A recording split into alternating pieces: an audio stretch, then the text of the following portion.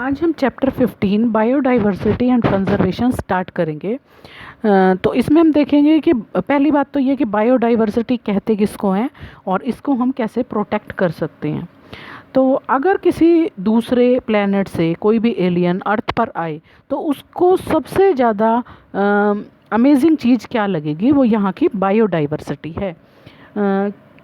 जब जो वो सबसे पहले यहाँ पर एनकाउंटर करेगा, मतलब यहाँ आके सबसे पहली चीज़ वो जो देखेगा और जो उसको आश्चर्यचकित करेगी वो है यहाँ की बायोडाइवर्सिटी।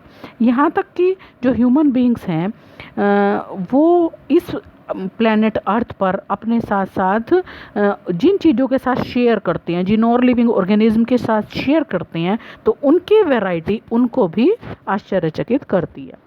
एक नॉर्मल आदमी के लिए ये बिलीव करना भी बहुत मुश्किल है कि आंट्स की जो है वो 20,000 स्पीशीज़ होती हैं, क्योंकि नॉर्मल ह्यूमन बीइंग तो क्या समझता है कि आंट है तो सिर्फ एक ही टाइप है उसकी।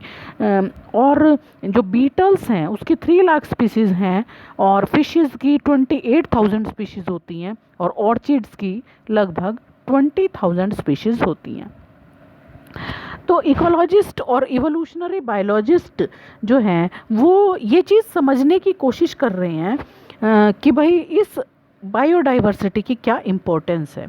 तो जैसे वो कुछ क्वेश्चंस हमारे दिमाग में आते हैं कि इतनी सारी स्पीशीज़ क्यों होती हैं, या ये सभी चीज़ें क्या तभी से अर्थ पर प्रेजेंट है जब ये अर्थ बनी, और या इतनी डाइवर्सिटी कैसे बनी, या इतनी डाइवर्सिटी की बायोस्फीयर के लिए क्या इम्पोर्टेंस है, या अगर इतनी डाइवर्सिटी ना होती, उससे कम होती, तो फिर क्या ये जो अर्थ है वो डिफरेंट तरीके से फंक्शन करती और ह्यूमन बीइंग को इसका क्या फ़ायदा है। तो सबसे पहले चीज़ देखते हैं बायोडाइवर्सिटी। तो बायोडाइवर्सिटी का मतलब क्या है। बायोडाइवर्सिटी, बायो मीन्स लाइफ और डाइवर्सिटी मीन्स वेराइटी, यानी कि variety of plants and animals. तो इस यहाँ पर जो डाइवर्सिटी है वो कई लेवल पर हम उसकी बात करेंगे, ना सिर्फ स्पीशीज़ लेवल पर बल्कि जो हमारा बायोलॉजिकल ऑर्गेनाइजेशन है, जैसे सेल लेवल है, टिश्यू लेवल है, उस पर भी हमें डाइवर्सिटी मिलती है, या बायोमोलिक्यूल लेवल पर भी इसकी डाइवर्सिटी मिलती है। तो बायोडाइवर्सिटी टर्म का सबसे पहले यूज़ जो है एक बायोलॉजिस्ट हुए थे एडवर्ड विल्सन, उन्होंने सबसे पहले इस टर्म का यूज़ किया था। तो उनके हिसाब से हम पूरे के पूरे बायोलॉजिकल ऑर्गेनाइजेशन को डाइवर्सिटी के हिसाब से क्या कर सकते हैं, कई टाइप्स में डिवाइड कर सकते हैं, जिसमें पहली चीज़ आती है जेनेटिक डाइवर्सिटी।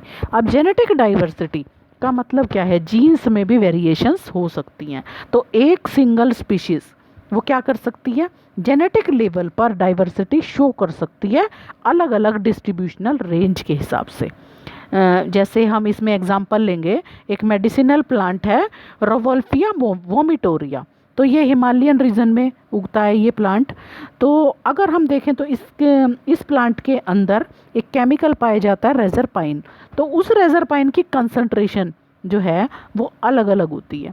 तो इसके हिसाब से क्या है, इसकी वैरायटी होती है रोवोल्फिया वोमिटोरिया में।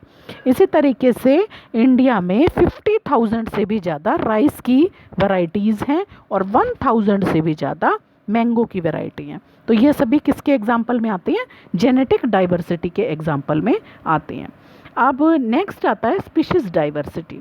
अब स्पीशीज़ डाइवर्सिटी क्या है, अगर हम स्पीशीज़ लेवल पर डाइवर्सिटी की बात करते हैं तो यहाँ पर हम एग्जांपल लेंगे कि वेस्टर्न घाट और ईस्टर्न घाट का। तो वेस्टर्न घाट में एम्फीबियन की ज़्यादा स्पीशीज़ पाई जाती हैं ईस्टर्न घाट पर जितने एम्फीबियन हैं उनके कंपैरिजन में।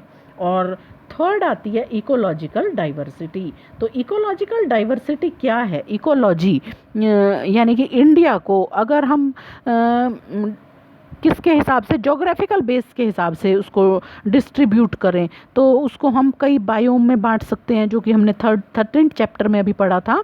डेजर्ट में, रेन फॉरेस्ट में, मैनग्रूव्स में, कोरल रीफ्स में, वेटलैंड्स में, एस्चुरीज में, अल्पाइन मीडोज़ में।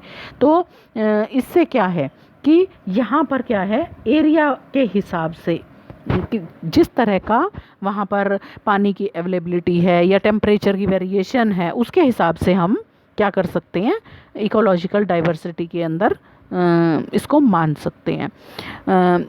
अगर हम बात करते हैं कि डाइवर्सिटी की बात, तो नॉर्वे से अपने इंडिया का कंपैरिजन करें तो इंडिया के अंदर ज़्यादा इकोलॉजिकल डाइवर्सिटी है नॉर्वे के कंपैरिजन में।